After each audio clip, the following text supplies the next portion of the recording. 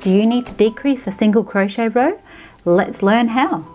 The easiest way to decrease in a single crochet is to simply skip a stitch. So skip the next one and single crochet into the one after that.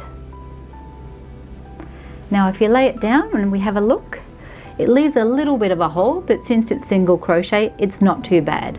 However, a better way to do it is actually to crochet 2 stitches together. Your pattern may say single crochet 2 together or single crochet decrease. This is what you will do. So to do a single crochet 2 together, we're going to insert, yarn over and pull through. Normally you would pull through 2 to complete the stitch, but instead we're going to go into the next stitch. So insert, yarn over and pull through. We have 3 loops on the hook. Now to complete, yarn over and pull through all 3. And that's it. You've combined 2 stitches, and if you look at the top, it's invisible and you have no gap. Let's do one more together.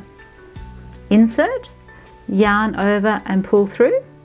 We have the 2. Insert to the next stitch, yarn over and pull through, and yarn over and pull through all 3. And that's how easy single crochet 2 together is. Thanks for watching. See you next time.